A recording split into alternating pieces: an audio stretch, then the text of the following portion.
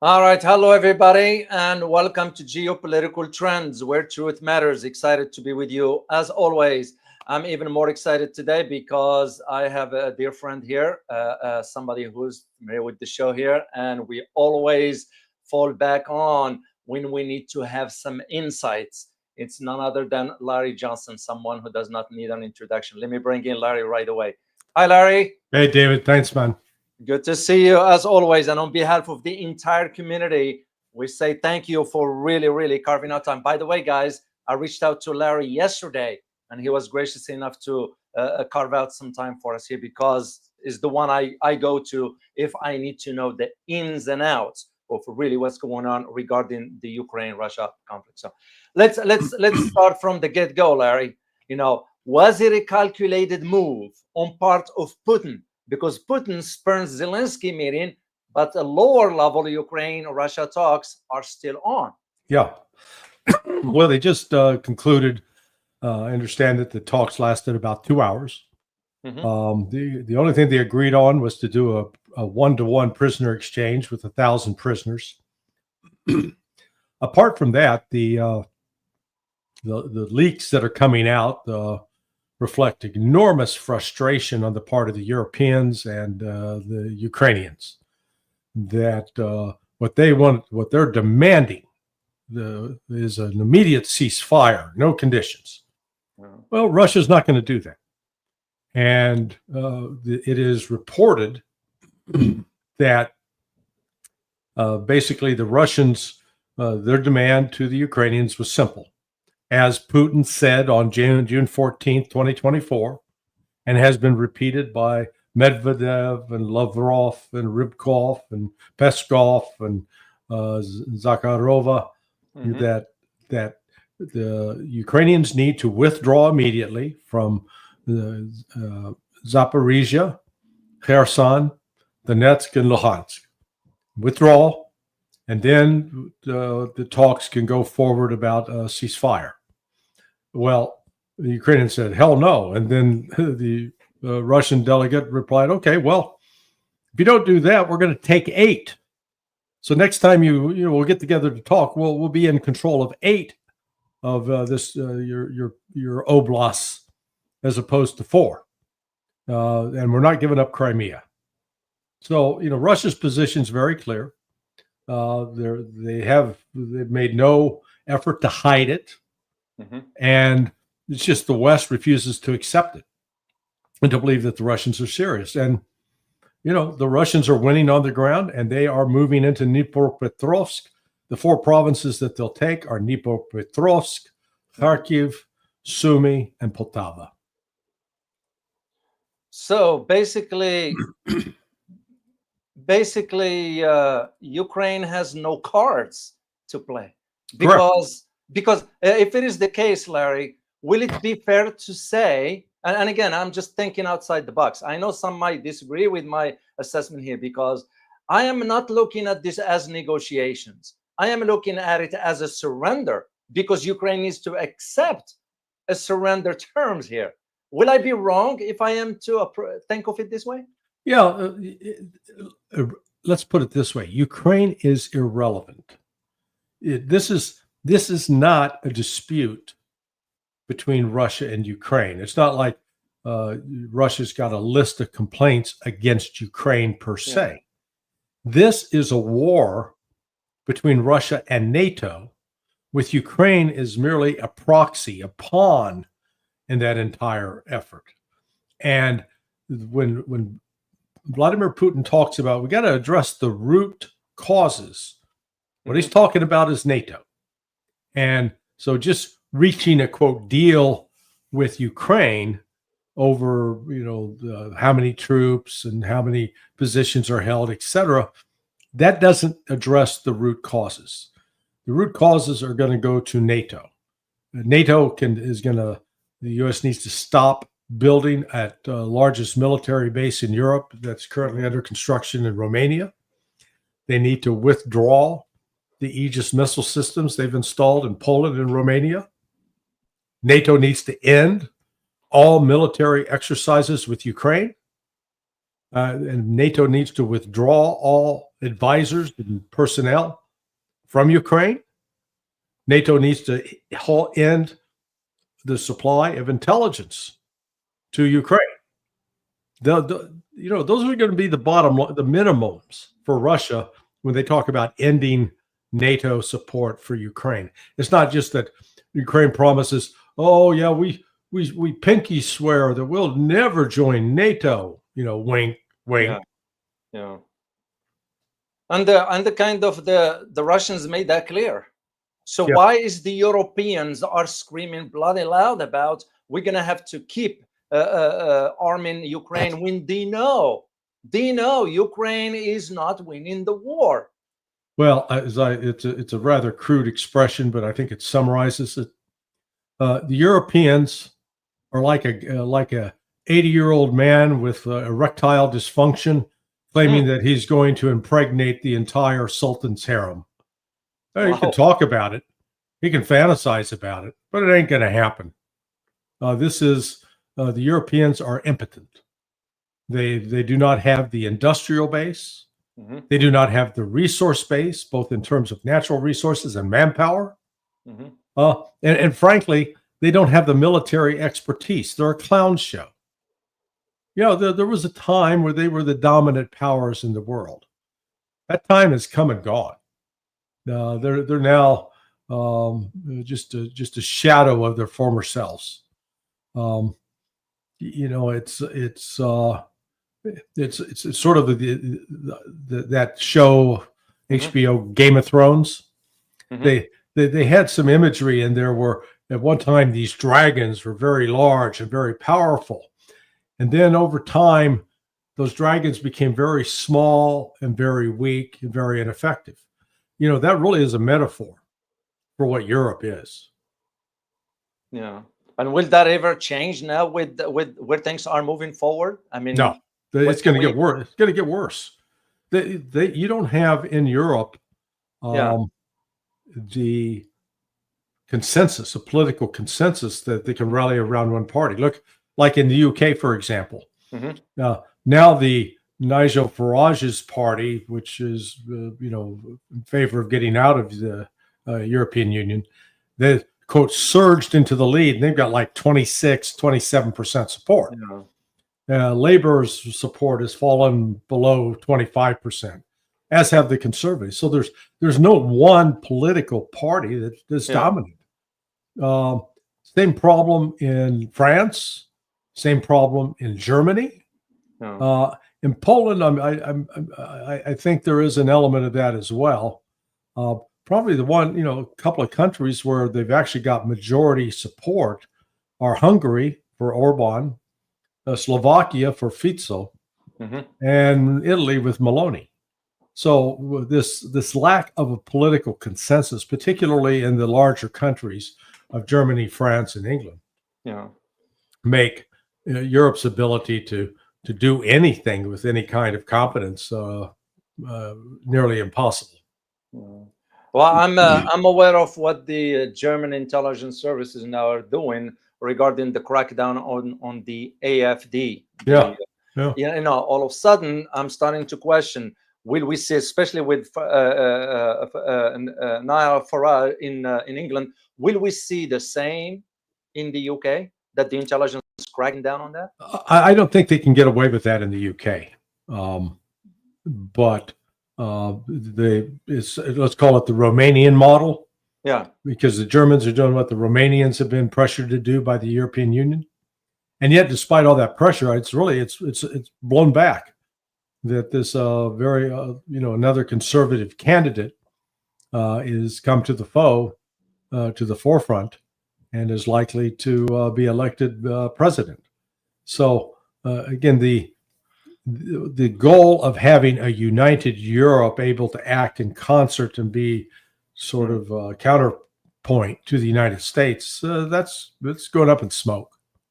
They won't have the capabilities to really move into that direction. Let me go back to these negotiations, even though for me, again, I don't feel comfortable using the term negotiations. And the reason being, you and I know, Larry, there is a difference between negotiations and capitulation. Right. That's the, I think the Western narrative wanted to give it some sort of, because it's revealing, in my opinion, when they called it a peace negotiations or peace talks, which those are nothing but masking the underlying reality of what's going on. So what I wanted to ask you, Larry, on this, can we see exactly what took place in 1945 with the Japanese full unconditional surrender? Yeah, I mean, it's a good parallel, whether it's what the Japanese did on the battleship Missouri in Tokyo Harbor, or what von Paulus did with the Sixth Army in Stalingrad when they were militarily defeated, and their only option to end the bloodshed was to surrender unconditionally, without saying, we'll surrender only if A, B, and C are in place. Yeah. Russia's patience with Ukraine on coming up with an appropriate surrender is going to run out, and the Russian terms will become tougher and tougher. Frankly, I believe this is going to end with Russia in control of all of the territories east of the Dnieper, as well as control of Kiev and control of Odessa, and probably going into Transnistria. And if it takes Russia another year, 2 years, 3, they cannot afford to leave this agent of NATO in place and intact. That's what Americans fail to understand, that this project of NATO and the United States, which has been underway since Bill Clinton was president. He really started it in 1995, sort of put the icing on the cake in March of 1999 when he expanded NATO for the first time in contradiction to promises that had been made to the Russians by James H. Baker, that NATO would not expand to the east. Bill Clinton expanded it to the east, and then 2 weeks later signed off on launching military strikes in Serbia against allies of Russia. All of this was a direct affront to Russia. It was just telling Russia, basically, you're our bitch and we can do whatever we want to you. And Russia really couldn't punch back much. Then 4 months later, in August 7th, the second Chechen war starts, which is these guys were ISIS supporters with ties to ISIS, and the Russians insist were funded by the CIA and by MI6, and I have no reason to doubt that. It certainly fits with the MO. So that was on August 7th, and it was 2 days later that Boris Yeltsin, who was then president, announced the new prime minister was going to be Vladimir Putin. So Putin's political rise in Russia is the direct consequence of the attempt to expand NATO. And now think about this.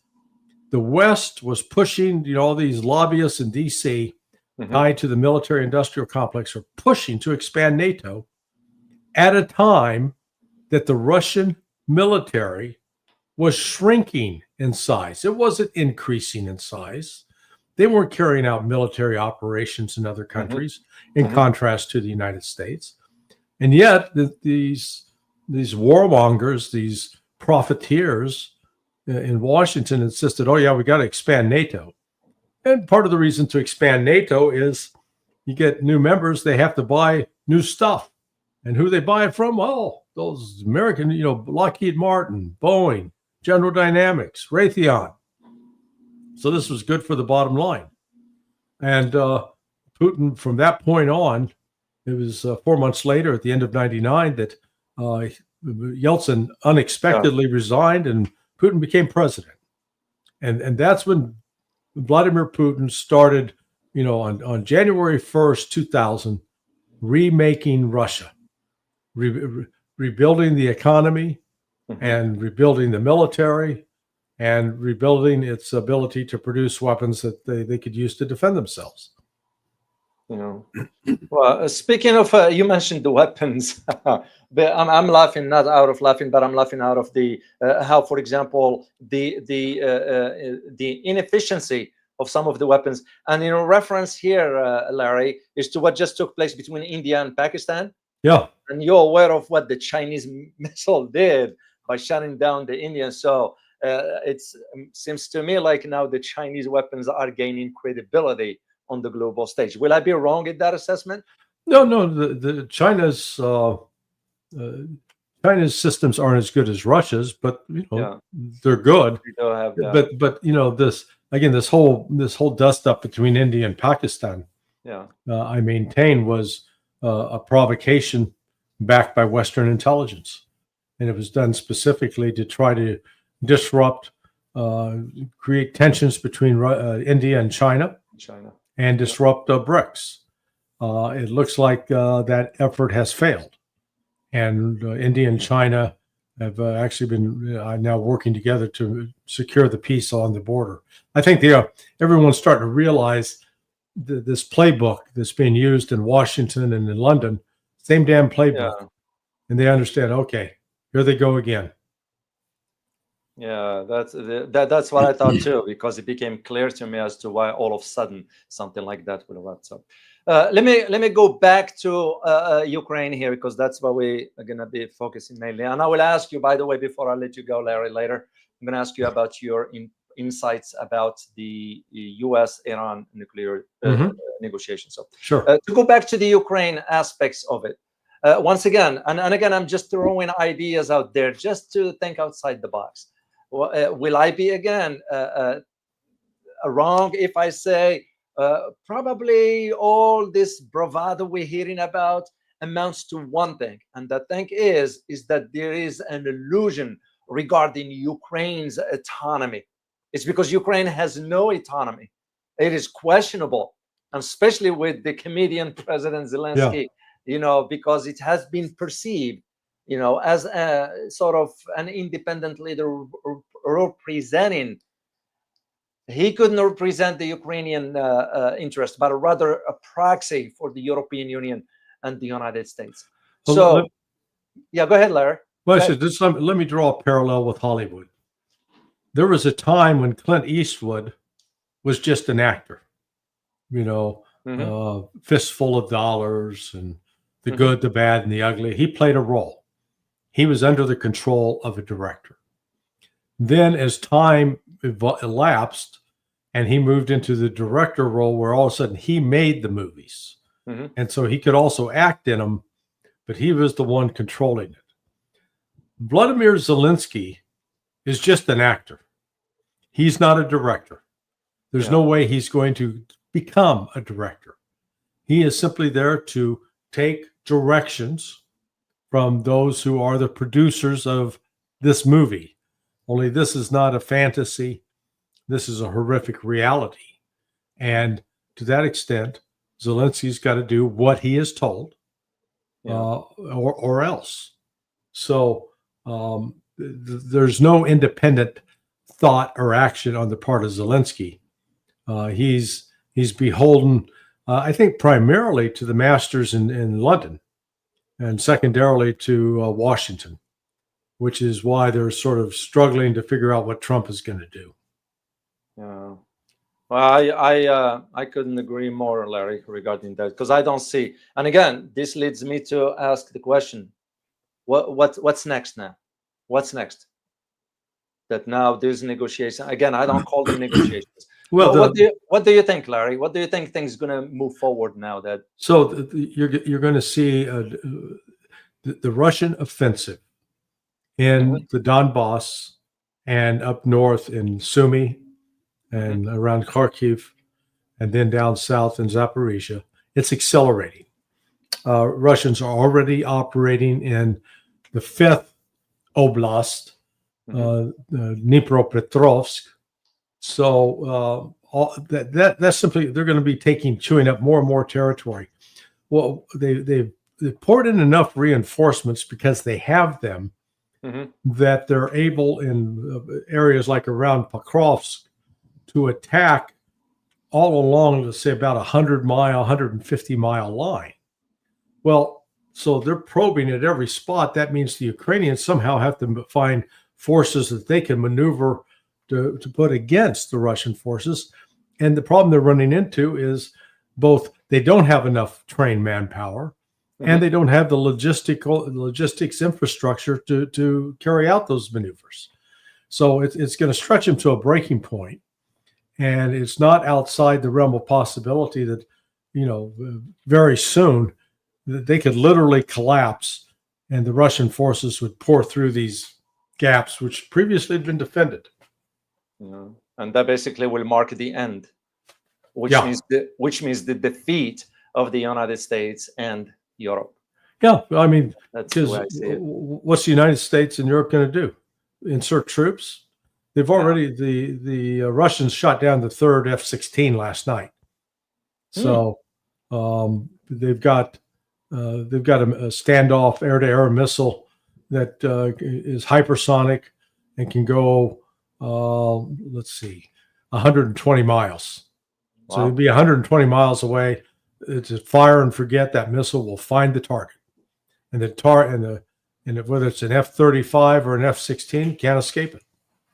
Wow, interesting. So let's shift to Iran-U.S. negotiations. Yeah, of course, with Trump being in the Middle East, in West Asia, that is, with the Saudis, Qatar, and United Arab Emirates, and so forth. Regarding the Iran-U.S. negotiations, and I just read yesterday the statement by the Iranian president, Zelensky, that he said, and I'm paraphrasing here, that under no circumstances Iran will negotiate with the Americans under sort of threats. And there will be no direct negotiations with this till the sanctions are lifted. Where do you see this going, Larry? Will there be a deal between the US and Iran regarding its nuclear program? And that's entirely up to Donald Trump right now. And he has the full control over that. Iran is ready to sign a deal that will certify that it is not building and will not build a nuclear weapon, that it will not produce enriched uranium above 3.6%, and that it will allow permanent on-site inspections by the International Atomic Energy Association, as well as independent U.S. observers, and maybe even Israeli observers. Iran will do that, but it's going to require complete lifting of sanctions. Now, that is a deal that you could walk away with from Donald Trump's standpoint and claim victory, except Trump, there's the number of neoconservatives and Zionists in his cabinet and his national security bureaucracy may try to say, oh, no, that's not good enough. They've got to give up all their missiles, the ballistic missiles, and they've got to cut off all association with Hamas, Hezbollah, and the Houthis. Iran's not going to do that. No. The deal's there. You want, if your goal, as you've said repeatedly, Mr. Trump, to prevent Iran from getting a nuclear weapon, then this deal does that. You will prevent us from ever getting a nuclear weapon. That's what I say. It's up to Trump to take it. But, again, on the plane coming back to the United States from the United Arab Emirates today, he reportedly said something.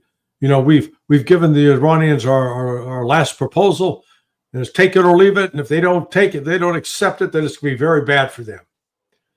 Okay, tough guy. Remember how you kicked the ass of the Houthis? All those Houthis were begging for you to. Oh, wait a second. That didn't happen, did it? It's just the opposite. The United States got beat by the Houthis, forced our hand, proved that we could not sustain combat operations in the Red Sea because it became too costly. And if we think for 1 minute that Iran is an easier target to attack, The Israelis and the Zionists that surround Trump genuinely believe that they have weakened, destroyed Iran's air defense system. Nothing could be further from the truth. And the only way that the United States and Israel are going to find out the truth is if they actually try to launch another attack inside Iran. It will be a debacle. Yeah. Now, how this is gonna now set with the Israelis if the U.S. reaches a deal, because the Israelis have already confirmed that they are objecting any deal between the U.S. and Iran. They'll be outraged. They're already expressing outrage, as are many of Trump's former Zionist supporters, people like Mark Levin, who Trump has actually appointed to a position in the administration, and Ben Shapiro. They're calling Steve Witkoff Trump's negotiator. Steve Witkoff, who is a Jew, that Ben Shapiro's Jewish, as is Mark Levin, and yet they're accusing Steve Witkoff of being an anti-Semitic Jew. I mean, it's just it's ridiculous. It's absurd. It'd be comical were it not so serious. These people are crazy. They are devoid of morality, and they are intent on murdering Palestinians.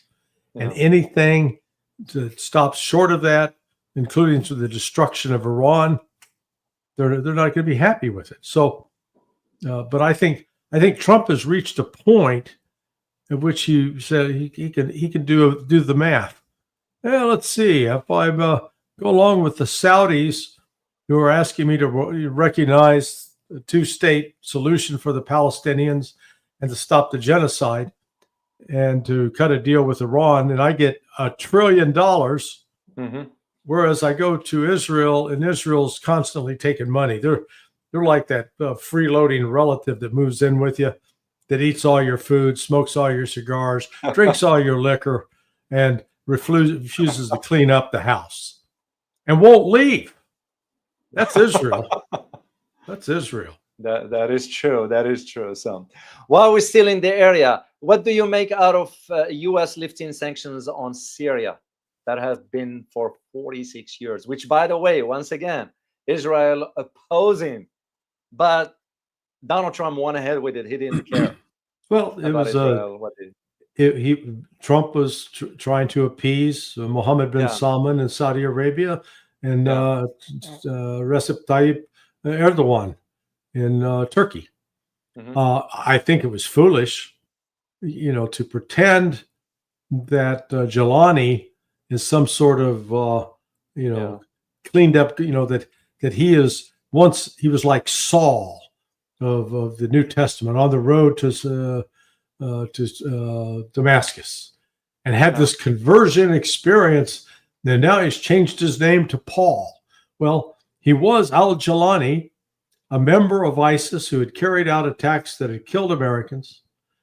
He then helped lead ISIS into Syria under the banner of al-Nusra, and then set up a different organization called Hayat Tahrir al-Sham, who since 2017 has been regularly identified by the U.S. State Department's Office of Counterterrorism, or Bureau of Counterterrorism, as one of the most active terrorist groups in the world, responsible for international terrorism. So with that as background, now he changes his name to al-Shara. I believe he's Saudi and not Syrian. So you got a non-Syrian leading the pack there. And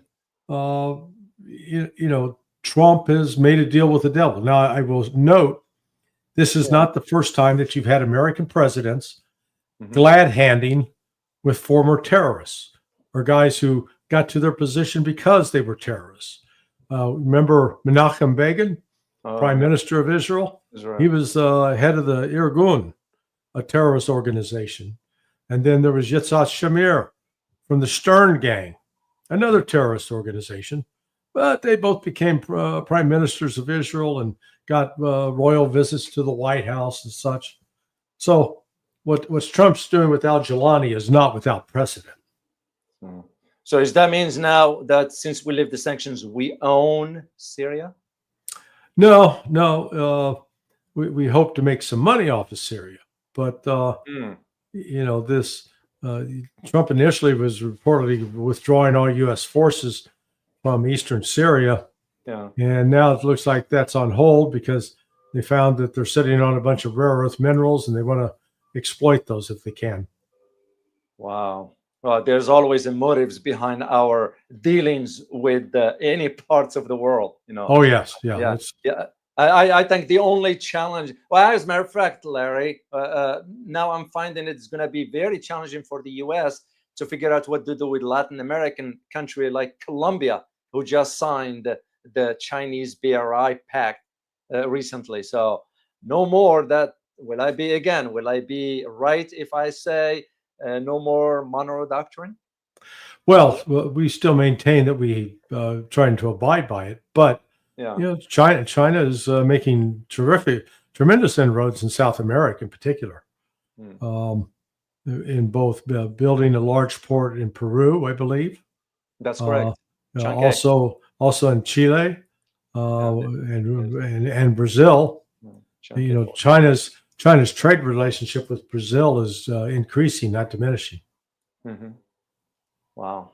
Yeah. Well, that's all. This makes sense as to where not only the chaotic American foreign policy, but always its ambiguity as it goes forward. So, Larry, I know you are on schedule. You have other things. I don't want to hold you up longer, but I would like to have your final word here regarding the Russia talks with Ukraine. I don't feel comfortable calling them negotiations. Just what will be the U.S. position moving forward regarding this?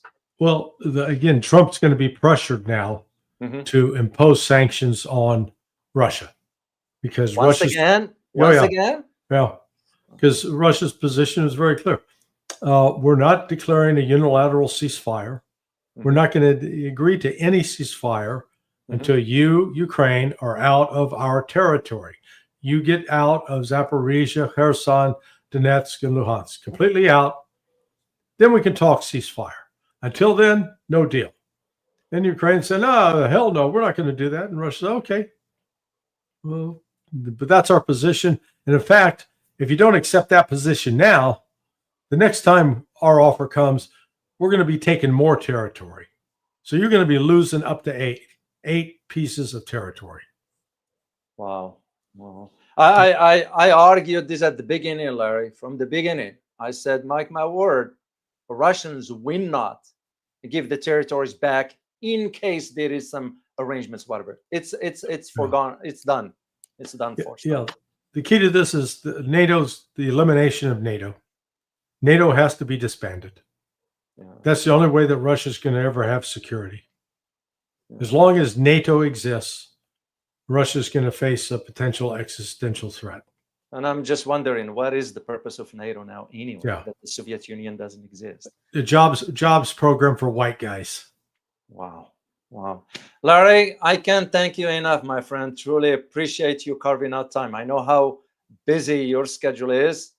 And I just wanted to have your insights here for the community because they value your insights here. So. Always happy to accommodate you, David, and I appreciate the invitation. Thanks so much. Of course, always, Larry. You take care, my friend. Bye-bye.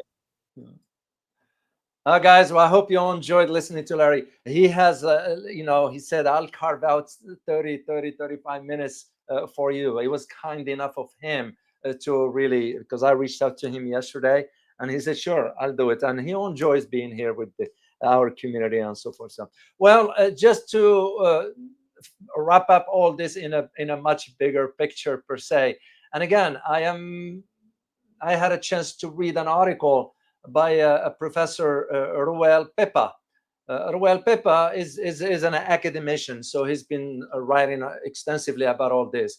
And really, one of the titles of the article that I read, it was about this so-called Istanbul summit. So, is it a negotiations, sort of for peace, or is it a surrender as the U.S. loses the war in Ukraine. And it becomes very evident. This is why you are seeing now what the Europeans are trying to do. And by the way, I give credit to Leon Neo for this picture here. And this other picture for Stefan Kugler. So you got to give credit where credit is due. And Europeans, it's just like, instead of focusing on their own internal dynamics and the problems they have, economic ones, you look at, for example, what's going on right now in England. England now, I just read it yesterday, marked now the highest number of billionaires leaving England. Exit. So, and of course, with what Larry mentioned about Farage wanted it sort of be out of the EU altogether, and everything else that comes with all that. So Europeans, like I always say, they're like a child that never grows up and is always in constant need of direction and discipline. And this is one of the challenges that I am seeing moving forward with the Europeans. So the one key that I need you guys to understand, and again, using history as our guide here, it's exactly what I mentioned earlier regarding Japan.